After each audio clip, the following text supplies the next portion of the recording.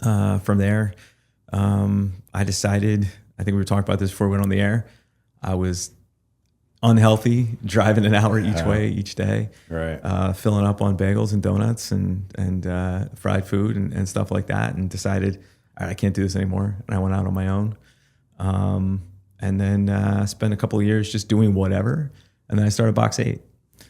That's amazing. Yeah, and Box 8 today is definitely different than it was when I started in 2009. Today we are, highly focused on the hospitality industry, brand identity, strategy, messaging.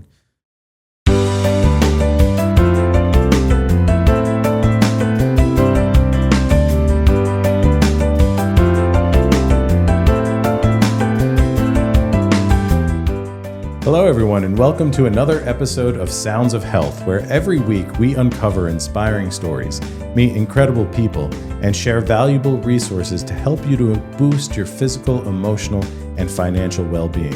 I'm your host, Dave MacNiven, and I'm excited to welcome my guest today, Jeremy Staub, owner of Box 8 Creative. If you're here for Jeremy, please be sure to go back and listen to some of our past episodes. You can like, subscribe, even leave us a review. We'd love to hear from you. Jeremy, welcome to the show.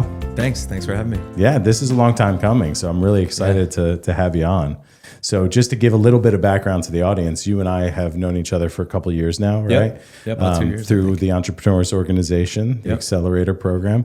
So we've been a part of each other's entrepreneurial journey for a little while. Yes. Gotten to know, that side of things. I've always been fascinated with the work that you do. Oh, thanks. As you know, I was an actor at one point, and I spent most of my childhood as an artist. Like, I used to draw and write and do all of those things. That's not what I do right now. So when I come across another creative, it just, it fuels me, like, to see some of the work you're doing. And you guys have been so active on social media recently and kind of showing the different things that you're doing with your clients. And I'd love to follow it. Yeah, we have been. We made it a point about a year ago to make sure that, like, at the end of every project, the ending part of that project was like, let's build out the social media assets for ourselves. Let's put it on our website. Like, let's get that out there. Because it's easy to get a little lazy in that. From our standpoint. It's like, all right, on to the next. But, like, doing that has really helped boost, our impact on social media for sure. Yeah, it's fun to follow. I love watching it. So great job there. So you've heard some of these episodes. I know we've had mutual friends on here. So the first thing I want to do is just let our audience get to know you. Okay. So why don't you give us a little bit about your background, where you're from, and what set you on the path you're on today? Sure. I can go deep back, I guess. Yeah, I go grew as up in deep as you like. Pennsylvania, right outside of Harrisburg, in a little town called Mechanicsburg. I ended up in Connecticut because I went to Sacred Heart University. I went there because I really wanted to play baseball, and they had a program that I fit into at that point. They also had an incredible illustration program. They were really close to New York, close enough to Boston, right? So you were always an artist? Always an artist, yeah. Okay. I was not going to be anything else successful in anything else at that point, right? Gotcha, yeah. I used to get in trouble all the time in school, grade school, junior high, high school, drawing in books and not really paying attention in class because all I did was draw. And my parents, to their credit, and my mom, she would go in and fight for that and be like, whatever, that's what he's going to be doing. So, don't stop him, kind of thing. From Sacred Heart, I wanted to be a cartoonist. That's what I wanted to be when I grew up. Nice. Maybe someday I still will be. Yeah, never too late. But I went and was a manager in an art gallery in Greenwich for a while. And all I did there was basically someone would come in. I'd be like, yeah, let me know if you need help, kind of thing. Yeah. And I would just sit there and draw again. And I would send out postcards to different companies and stuff like that. I ended up doing pharmaceutical advertising, where I was just hired to do illustration for storyboards for proposed commercials and ads. And then from there, I started actually designing, like, on a computer. And people there taught me, art director in particular, Joanne Prado. And then from there, I decided, I think we were talking about this before we went on the air, I was unhealthy, driving an hour each way each day, Right. filling up on bagels and donuts and fried food and stuff like that, and decided, all right, I can't do this anymore. And I went out on my own, and then spent a couple of years just doing whatever. And then I started Box 8. That's amazing. Yeah. And Box 8 today is definitely different than it was when I started in 2009. Today we are, highly focused on the hospitality industry, brand identity, strategy, messaging, mostly for food and beverage. But, we go outside of that into consumer packaged goods. We go out into boutique living and some retail as well. That's awesome. Yeah. So what was the degree you got at Sacred Heart? Bachelor of Arts. So illustration. It was basically fine arts and illustration. And did you play baseball the whole way through? I stopped at the end of my junior year. Okay. Yeah, I really wanted to focus at that point on just building my portfolimo that last year, and really hanging out with my friends and getting to go on spring break. Of course, yeah. And things like that. At a certain that you're point, thinking about, because I'm not playing pro baseball. So right, yeah. As much as I would have loved to think so when I was 8, but yeah, baseball's still such a big part of my life. Yeah, just with same. my We've talked family. about that. Yeah. It's just such a great thing. You're a fan of who? I'm a fan of the Yankees. You are. Okay. Even where I grew up going to Orioles games. My dad wouldn't take us to the vet, even though that was closer. Yeah, it was just at that point just not. He didn't feel comfortable driving in. So we went to Memorial Park before Camden was open. Yeah. And the first game I ever went to, I had the packs of baseball cards of that. Tops would give you like the Orioles team and the Yankees team. They were playing the Yankees. Yeah. So I'm flipping through and these guys are signing autographs or whatever. And I'm like, oh, this is you, right? The guy signs it, hands it back. A year later, Dot Mattingly's the best player in baseball, right? So that was like his rookie year. So that's great. I was hooked. And then, with that whole team, Winfield and Henderson. And those years, my mom's side of the family were all Yankees fans. Oh, okay. So I actually liked both teams, even though you really shouldn't. They're in the same division. When you're a kid, you don't care. When you're a kid, you don't care. Just like baseball, right? Yeah, so like Cal Ripken was my I love favorite Cal player, Ripken, but I love Don Mattingly, Dave Winfield, all those guys on the Yankees teams. Mattingly's still my favorite. Yeah, we got to meet him and Cal and Billy. No way. My gift to my wedding party was I took them down to Baltimore for one of those like coaching clinics with Cal Ripken, Billy Ripken, Don Mattingly, Jim Palmer. Oh, that's so we got to shake their hands and meet them. It was pretty cool. That's so cool. Yeah, it was like all my childhood heroes in one spot. That's so cool. Yeah. So you were an illustrator right off the bat, and so you were in this job. You weren't healthy. What was the thing that really like sparked you to go out on your own? Was it the fact that you were unhealthy at that time, or was it something more? That was part of it. I think I knew didn't love the job. Like I love the people I worked with, but like the content of the job, I mean, I was laying out books for like foot fungus and things like that, right? Like we'd get to do very creative pitches to win jobs, but like in the pharmaceutical world, they didn't actually let you do any of that stuff. So like at the end of the day, the content was no fun. Yeah. And so I had gotten a sort of a side gig with Motorola Inc. A woman in Stanford had worked for them and hired me to do a whole bunch of stuff. And that built up to almost what I was making at the other company. So I just decided to leave and just work doing that. Yeah, gotcha. And that lasted about a year, and then that went away. Yeah. And I was like, all right, now what? Yeah. And so, I started doing stuff as like, Jeremy Staub, designer. And the second I turned over to be Box 8, like it just made it easier. I could propose as a bigger entity than I was, even though it was still just me. Right. Like it looked like a real company. Yeah. Right. Right. And so it was a lot easier. And then, I started working with a group, Barcelona restaurant group. I met the owner there. They only had like 4 locations at that time. And I was just kind of help them clean up menus and get their website in order and just like sort of streamline and make the brand cohesive, do ads and promos and things. And from there I met different chefs and different industry people and operators. Yeah. And it's amazing how many people along the way are connected to them originally, right? Really? So they ended up being, Barteca, so Barcelona, and then Bartaco. Yeah, and then they sold out. So, but like so many of the places you're eating in Connecticut are a result of someone who worked for them or worked with them at some point. So, and even across the country, it's crazy. Yeah, how they span, how connected. Yeah. I feel like you find that started. Yeah, right. I think you find that in a lot of industries, though. You do, it's weird as you get into them. People are connected. They've gone from one place to another. They all know each other. Yes. No matter what industry you're talking about. Yeah. So that's really interesting. Now, when you started Box 8, was it? Were you all digital at that point, or are you also doing, working with other mediums as well? No, it was mostly digital at that point. It was, yeah.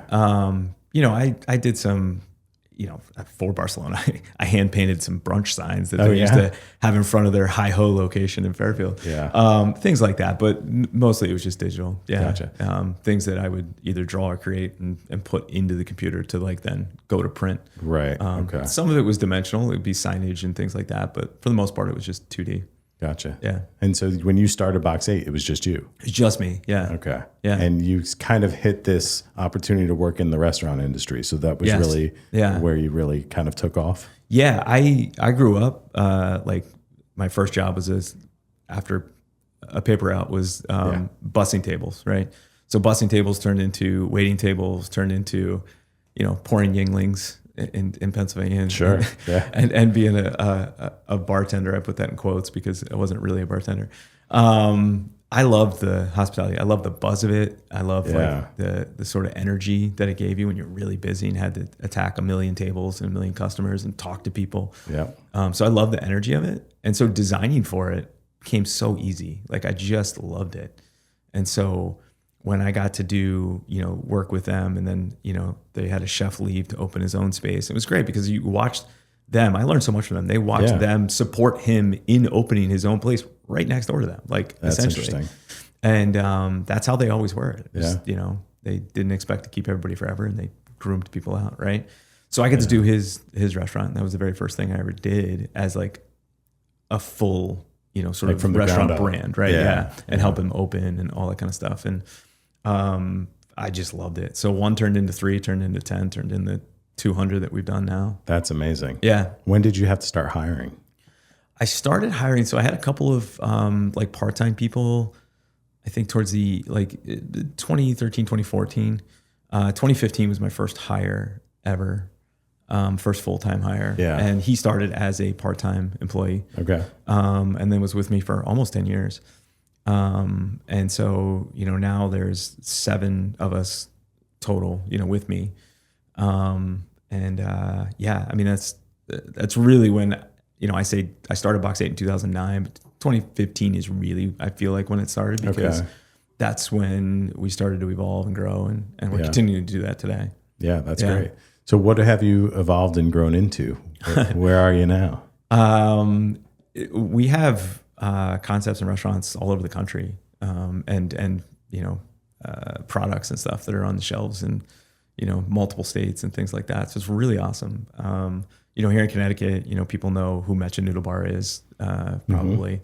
Doro Marketplaces and the Doro restaurant groups and things like that. So Mecha now has 10, 11 locations, and they're in DC and Philly and That's Denver and Ohio, and then you have Doro Marketplace, which is just opened their, I think, 6th marketplace location a couple of weeks ago, and they're going to open 7th and 8th later this year. So, just working with them since 2013, 2014, and watching them grow and continue to expand and be a part of that has just been so awesome. That's one of the best parts about, I think, what I've been able to do is to meet these other entrepreneurs and help them grow and learn from them and just be a part of their journey. It's really cool. That's great. Yeah. What goes into the brand design? I mean, how, is it everything? Like, is it, how does it get started?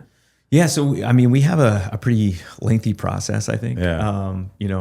Most of our brands today start with some sort of strategy, whether that's, a half day or full day where you're coming in and we're learning everything about you, right? We want to know who you think the target audiences are, your likes, your dislikes. We want to know, what your dating profile might look like. Like, really? If your company was on one of those things, we want to know who your celebrity persona would be. We dig into just about everything.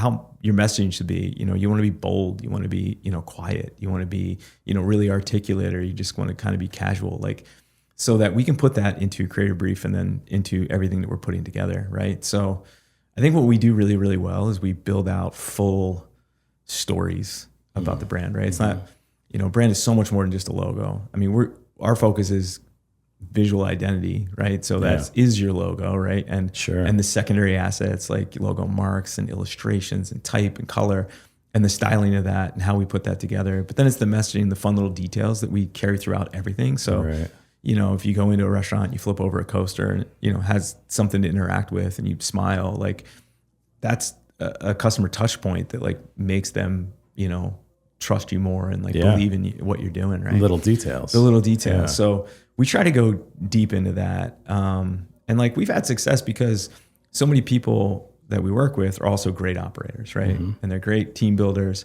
and they're going to put great food in front of somebody. They're going to have great music on. They're going to hire people to also help design the interior of the restaurant.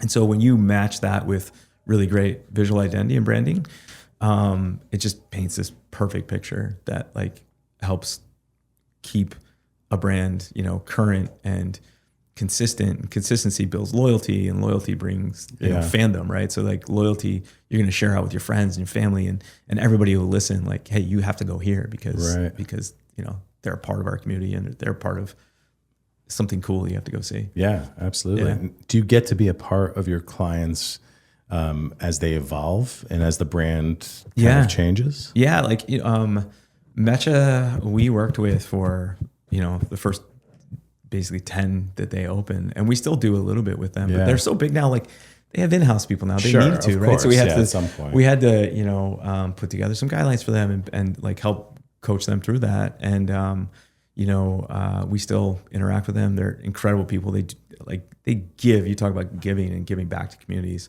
Yeah. They have a program called Eat Justice that's raised or given over $1 million to people. And they've given just my wife's charity over $100,000 just alone, right? That's amazing. And so that's incredible, right? Yeah. And so the people like that, so, you know, they become friends and colleagues and people that we, you know, interact with. People like Doro Restaurant Group, we work with them almost every single day, right? Yeah. So they had, you know, the first one we did was Artisanal Burger Company. Then we did Zahara. Then we rebranded Treva Navarre for them. Then we opened, you know, Doro Marketplace, and then Casa Doro and No Mames and all the Doro marketplaces now. Yeah. So like we continue to work with them all the time. So yeah, our goal is to like just be longtime creative partners with somebody, not just sort of do it and pass it off. We want to see the grow and be part of the growth and help them evolve, you know, as they evolve. That's great. Long-term relationships. Yeah, exactly. Is it fun for you to see how the brand grows and changes too? Yeah, I mean, definitely. It's fun when we get to, you know, help grow it and change it. Of course. Sometimes when it evolves, you're like, oh, you know, but it is what it is. You know, some things you don't get to have, you know, full control of after the fact, but hopefully you put it in a spot where they can, you know, continue to develop on their own. Right. But yeah, I mean, it's awesome when someone you've been working with for a long time opens another spot, or whether it's a different concept or grows, you know, things, or spin something else off of it, whether it's a product out of it or something. Right. It's really rewarding. That's amazing. Yeah. So in addition to being a business owner and running this business, you're also raising a family. Yeah. You mentioned your wife. So what's the nonprofit that she supports? It's the Cure Starts Now Connecticut. It is a cancer for childhood brain cancer. Okay. So it's a DIPG is the type of cancer. I apologize, Robin. I can't give you the full name of what DIPG is. Yeah. But it's a cancer that affects mostly children.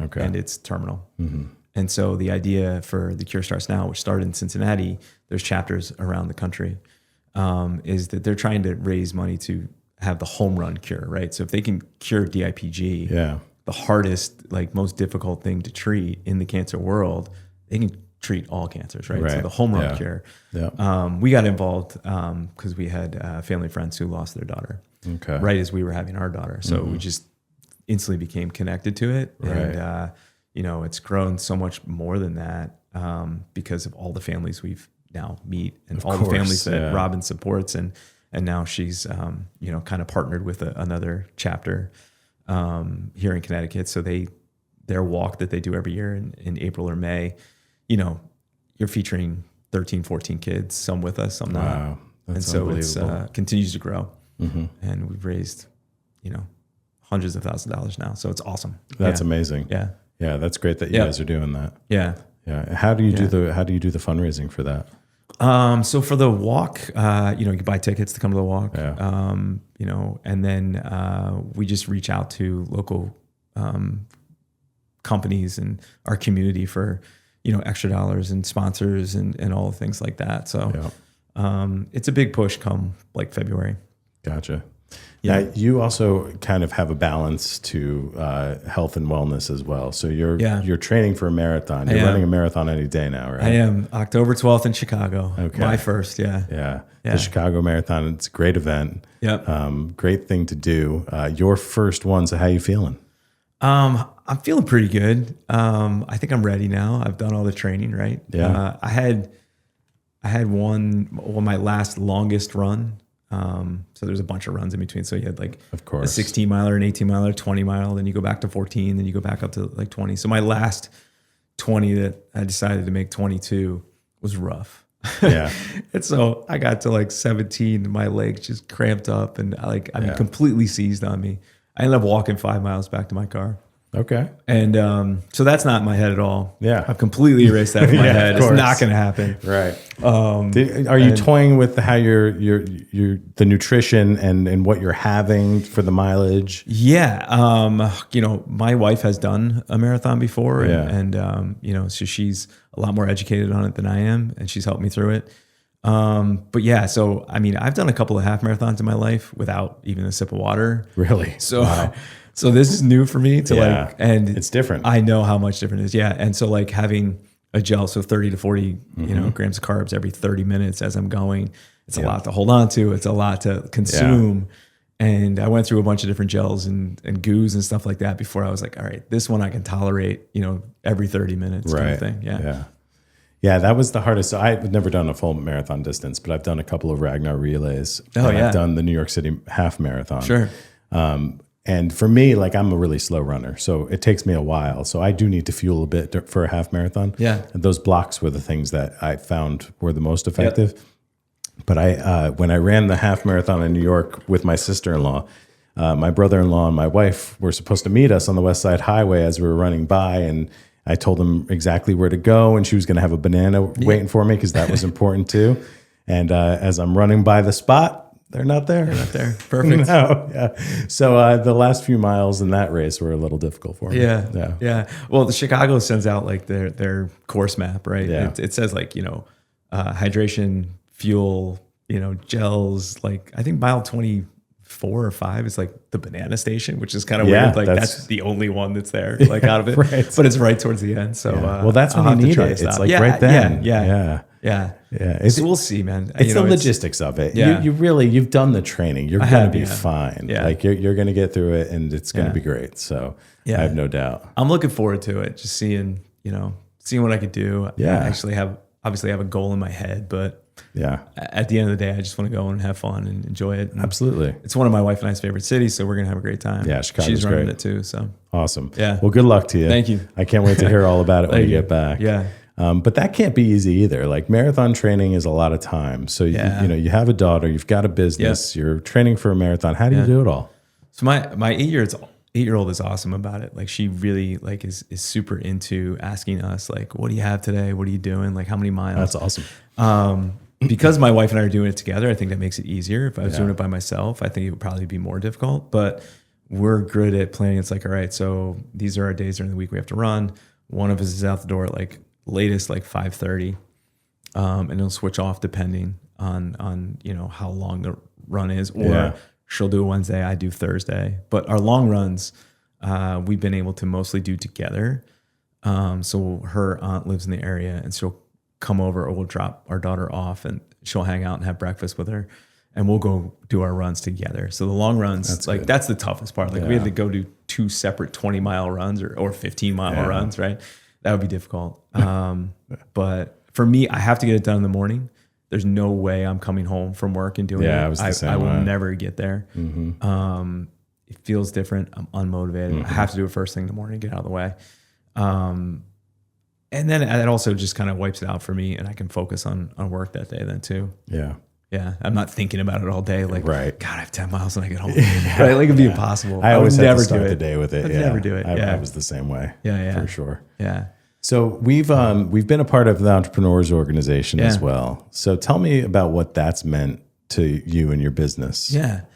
It's been huge for me because I think, as any business owner probably struggles with, I know I did, and I think we talked about it. It's like, I don't have a lot of friends who own businesses, prior to meeting all of you guys, right? And there's certain things you don't necessarily take home and talk about, or your team and talk about. And my wife's such an incredible support, but sometimes like I'll talk to her about something, she's like, "You'll figure it out," right? Or like, and she's like very like, "I know you'll do it," like that kind of thing, right? So like, it's great to like talk to someone who's in the same mindset and has the same struggle. Because that's the biggest challenge. So just being around that, for me, when something comes up, I can text you guys, I can text the group and some of the other people that I've met, and like a lot of the EO people, like I've been talking to them the last couple of weeks about some things, and just the feedback and the willingness they are to like give their time and their experiences is huge. We talk about the experience shares, right? Yeah. And you think, you and I have nothing in common as far as being like what industry we're in. Yeah. But like we've all gone through the same things. And so it's just different circumstances, but it's the same difficulty. Yeah, right. And for so sure. that ability to work those things out with you guys is like, it's really priceless, honestly. Yeah, I agree. It's been super helpful for me, and the generosity that people have. Yeah. It's so cool to see how many people that are, started their own business, hugely successful, how open they are to having a conversation, spending some time, going to have a cup of coffee. Yeah. Like they are very generous with their time. Yeah, they really are. Yeah. Yeah. And that's huge. I don't think people realize that, that's something that is actually out there and exists. Yeah. And I mean, some of the people that we've sat and talked to have, they're running $100 million companies. Yeah, exactly. Right. Right. Yeah. And they're just, they're just you wouldn't know it. Right. You wouldn't know it. Right. And they're just so generous with their time and their information and their experience shares and everything like that. So Absolutely. It's huge. It's really, the more I learn about EO, like the diverse group of individuals in the organization too, huge. like how fortunate you have so many diverse, businesses and entrepreneurs. Yeah, it's pretty incredible. it really is. Yeah. We've actually had a lot of guests on this show because of EO. Sure. Like even this morning, one of our guests was from the Equus Effect, which EO set us up at an event. It was incredible. Like it was just amazing. Yeah. And then it's an organization that's all over the world. Right. Yeah. So we've gone to events where, someone was just in town from like Turkey and decided to come to the event because they knew it was in our area and they're, that's right. It's pretty cool. Yeah, it's very cool. So it's funny because when you reached out and you were like, hey, how's the podcast going? I don't know that I quite fit the health and wellness, but you absolutely do. And on a number of ways. Like one is, I think that for me to highlight people's entrepreneurial journeys and show our audience what's possible. Like, I think that right there is a way that people can improve their health and their outlook on things. So that checks a box right there. Obviously, what you're doing with the balance and the marathon running and all of those things, that's obviously health and wellness. And then you also had mentioned kind of the health of a brand, like in your actual career and in the work that you're doing. Tell me more about what you mean by that. Yeah. So I think, so many people have this misconception, I think, especially when they're starting a company or they're trying to grow a company, that, hey, they have a logo and that's fine, right? Yeah. But your brand is like everything, right? Like, even take Nike, like it's not just their swoosh, right? They're selling like, just do it. They're selling that like empowerment of athleticism and doing things like that, right? So, when we're working with a brand, every single touch point that a customer can come into contact with you is a chance to tell your story. And by telling your story at all those different touch points, you have a healthy brand, right? Like something that communicates directly who you are, what you're doing, what you're selling, why you're doing it, at every single level, and then delivering on it once you get in there, right? Yeah. You know, people very quickly can kind of sense and feel that you don't have it together, that you're not really living your truth when you're saying, oh, this is who we are as a brand. Yeah. But like very quickly in experiencing your brand or your product, they're like, that's not who you are at all, Yeah. right? If you're not genuine. Right? So that authenticity of bringing all those things together is really important. And that's one of the things that I think, you know, we talk to our clients about a lot when they're coming to us and like doing a brand audit and kind of looking across the board at their, you know, the competitive landscape and just in their marketplace, like, Right. you know, what are other people doing? Why do you like them? Why do you dislike them? You know, those kind of things. So painting that huge picture for them to help them essentially get healthy at all those different touch points is really important. And that's, I think, you know, one of the things that Box 8 does as the best, right? Yeah.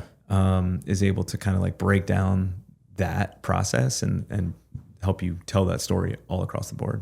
Infusing it into everything.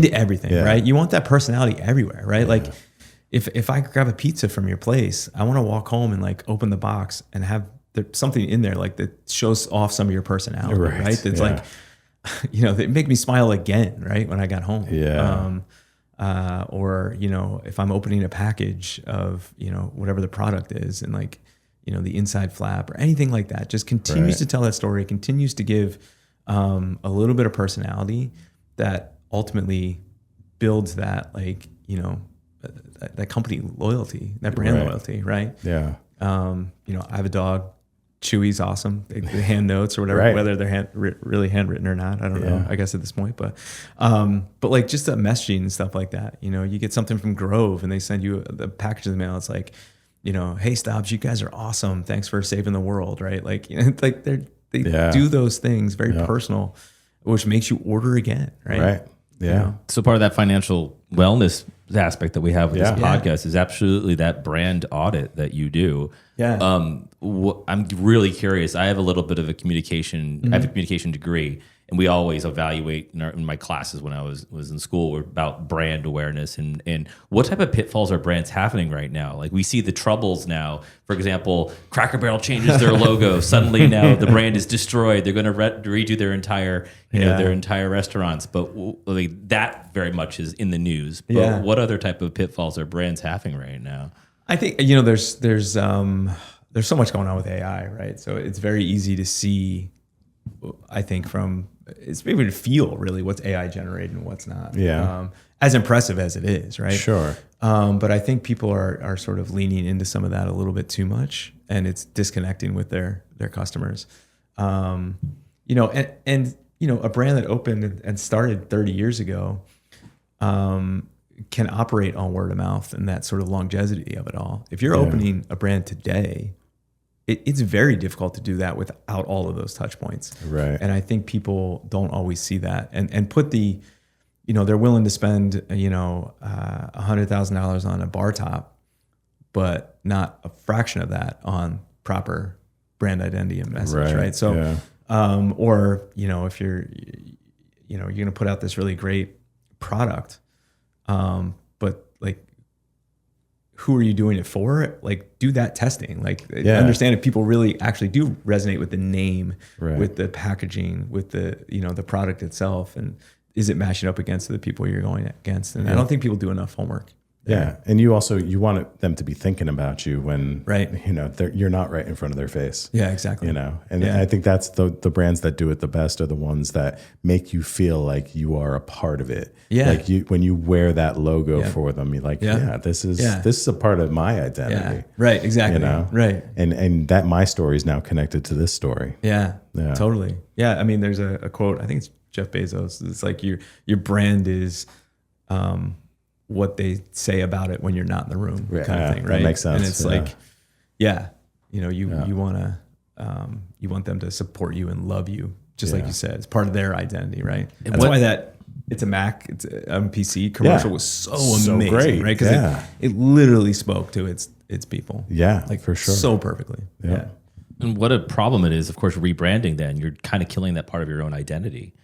something you've built for all your time. But there is a point, of course, where people have to pivot and rebrand. Yeah. I can't imagine how that is. The rebranding is tough. We do a lot of rebranding actually, mostly with growing brands, because like what they did in their first location, second, third, fourth, fifth, doesn't work when you start to like really try to like hit different markets, because different markets have different styles and energies and stuff like that. You have to relook at it. You have to be a little bit more polished and intentional with it. Right. But like every brand should really look at itself every 7 to 10 years and look at itself, are we still current? Are we still on message? Are there different things we're changing and evolving into? Like you look at all the big brands, they're constantly evolving and doing that because they have to, right? You look at, two of the biggest beverage brands, like Dunkin' Donuts is now just Dunkin' because that's America runs on Dunkin', right? Yeah. And they went through that whole thing. And Starbucks coffee is just Starbucks, right? We're actually launching tomorrow our own brand refresh for ourselves, right? Because that's great. Over the last couple of years, I feel like we visually on our website and the things that we're handing out felt a little bit too digital and a little bit too tech. And we got away from sort of that, like we are essentially like the neighborhood wine bar, right? We're that like, we tell a story in all the brands that we're doing. So like we weren't really connecting and doing those same things for our own brand. Yeah. And so that's been a big focus of ours over the last 6-7 months to really sort of get into that messaging and the visuals and the looks to sort of, also feel the part of everything that we're trying to create for other people. Yeah. So that's been really fun. So we're kind of excited to. That's great exercise for you and your team to go through. Huge exercise. Yeah. It was really difficult for me because like you said, it's so personal, right? Yeah, so like anything that, has been there for so long, it's like, I don't want to leave it. It's fine. It's fine. We'll leave it alone. Right. Kind of thing. But, I felt more and more disconnected from it over the last couple of years as teams changed out and like we just started doing different things and so we really had to really focus on that. I went through our own strategy program, like our own. You were your own client? Own client. That's awesome. And so the team went through it with me, and that is great. Ultimately, I turned it over the majority of it to one of my designers who I thought really knew me and really spoke the same sort of design language that I do. And she absolutely killed it, and it's everything that I would want it to be. So I'm really pumped. So you're launching that tomorrow. How are you launching it? Tomorrow. So we'll it'll definitely be up by the time this goes. But the site's turning over tonight, so that we're gonna have like a social media post and launch. We're doing a case studies. We're gonna do LinkedIn. We'll have that's great. Our website will flip out, and we'll kind of do. A little bit of that over the next, couple of weeks posting out. We're going to have all our updated materials, like our process deck and our marketing deck and our packaging deck. And we'll be sending those out to people and reconnecting with, our current customers who are featured in it. We want to show them. Oh, that's great. We're live right now. So this is actually going to be shared. So if you so this is shared on Facebook. The Facebook audience will know about it. Yeah. Right, Facebook tomorrow. Yeah. So share it far and wide. Yeah. Yeah. What's the story behind Box 8 Creative, the name? Sure. We talked about baseball. Yeah. When I talked to my family and friends about like opening my own company, like naming my own company, they were all like, well, it has to be baseball. So it's got to be like Line Drive Studios or Backstop Studios. And I was like, none of those are good. Right. Like, they're just not good, right? It's super gimmicky, super niche. Like, what am I going to be doing? Yeah. So I wanted something a little bit more like, I wanted it to be memorable. I wanted it to maybe mean something to me, but to other people, it's just very, sort of benign, right?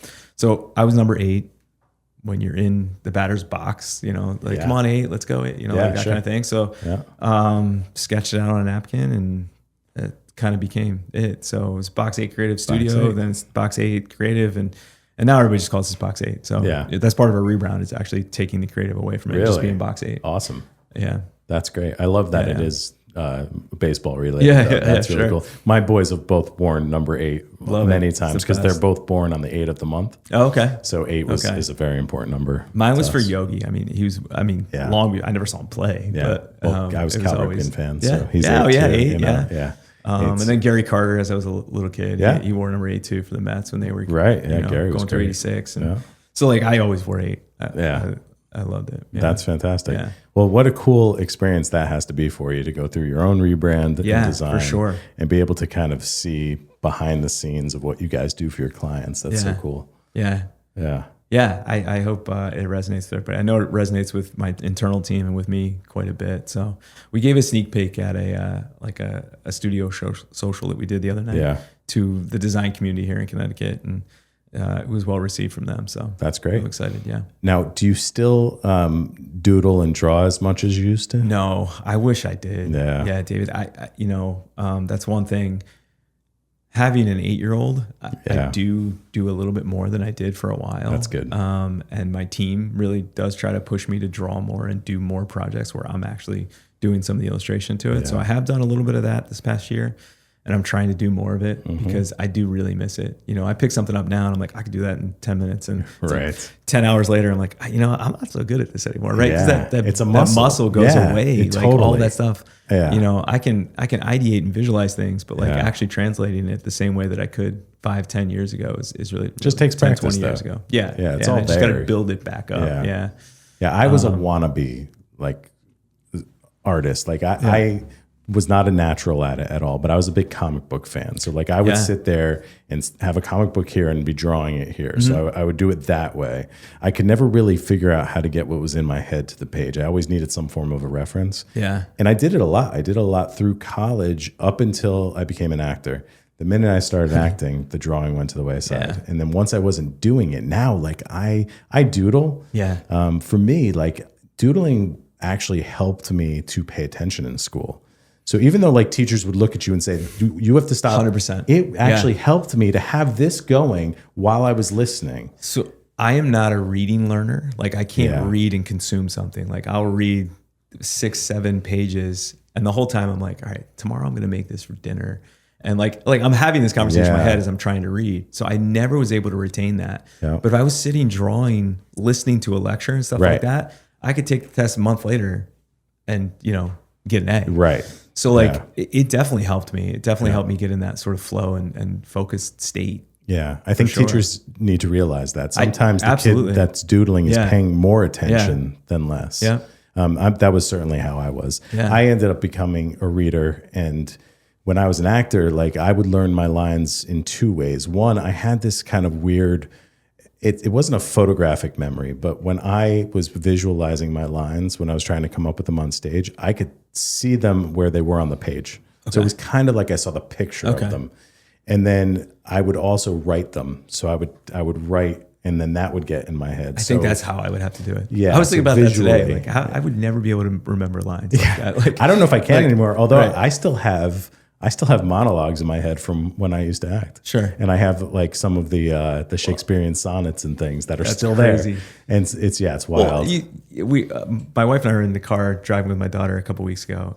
Like a song from like 1988 came on. Yeah. And I haven't heard it in 25 years. Right. We knew every single word to it. Yeah. But like songs I hear today that my daughter has played 50 times in this week alone. Yeah. I don't know the words to them. Yeah. Right. Because it's just a different, when I was into it and understand, focused on that, you retain that stuff forever. Totally. You want to talk about branding, those darn commercials we heard as a kid when we were 3 or 4 oh my years God, old. Yeah. Oh my God. The jingles. Not even the jingles, just the words that people were saying. Yeah. Yeah, absolutely. Yeah, my wife is actually really good with songs. She knows the lyrics to so many different types of songs, and she'll be singing them and breaking down in the kitchen, and the kids are like, "Oh boy." Yeah, right. She's great. I've done that before, but I'm not nearly like that. Yeah. But like my wife and I will be singing something, or I'll sing it, or my wife will sing it. My daughter's like, "How do you know this song?" Like she's hearing it for the first time, kind of thing. It's like it just came out. I'm like, no, this came out in 1992. Been around for a while. Yeah. Awesome. Yeah. So you mentioned that you wanted to be a cartoonist. What kind of a cartoonist?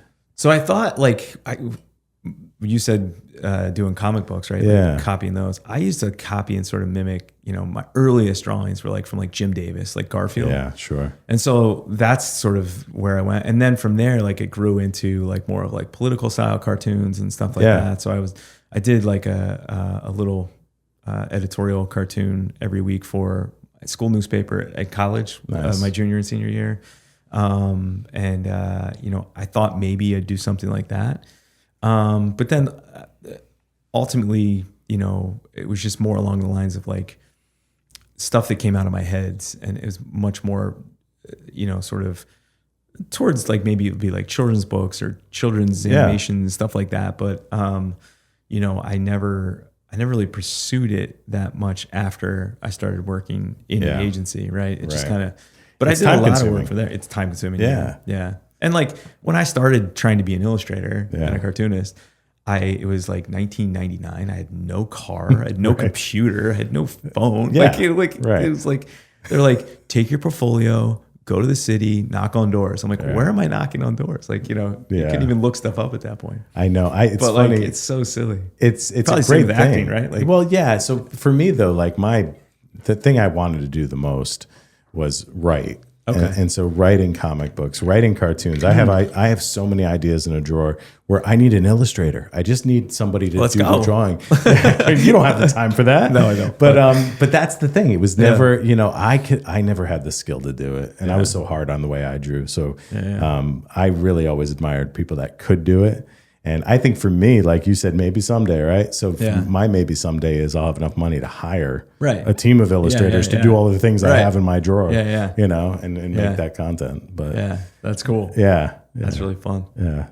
So this has been such a great conversation. So I'm glad that you were able to make it today and to come on the show. I'm so excited to see the rebranding of Box 8. Thank you. I'll actually send you one of the decks tomorrow. Awesome. And then I'll link out to the website so you can see it. That would be great. Well, you know, anything we can do to help you get the word out. I appreciate it. If people want to find you or actually tell us also like what types of clients are reaching out to you, who should be reaching out? Yeah.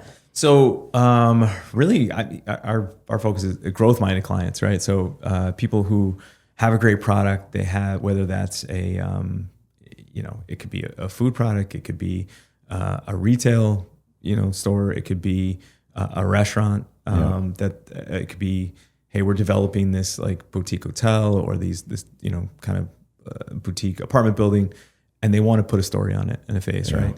Those are the clients we're looking at. People who are really looking to, you know, set all the details in place, right? Like, you know, complete the story to their customers and really focus on growing. Those are our clients. Those are our bread and butter. Awesome. And the website to go to? The website is box8creative.com. It's the number 8. Our Instagram handle's the same, box8creative. On that, you can find us on LinkedIn. I think it's Box 8 Creative as well. Okay. Yeah. Awesome. Well, everybody out there, make sure you pay attention tomorrow as Box 8 rebrands, drops the creative, and check it out. The work is absolutely amazing. You're going to love it. Thank you. So thank you. Yeah. So thank you, Jeremy, for being on the show. The last thing we're going to do is we're going to ask you for a health hack. So this is something you do in your life that helps you to be healthier. Two things. One, like we talked about it with marathon training, but even prior to that, I have to get up and do it in the morning. I have to work out and do something in the morning. And then for the last, 20 years, I've had a dog. So get out there and walk, right? So if you do nothing else, I'd go and take my dog for a 1.5 mile walk every morning. That's great. And, that's helped keep me focused and at least moving the first thing in the morning. I think it's super important to get up and do something first thing in the morning. Agreed. That's awesome. I love it. So everybody out there, that's the best thing you can do. Wake up and get moving. Right.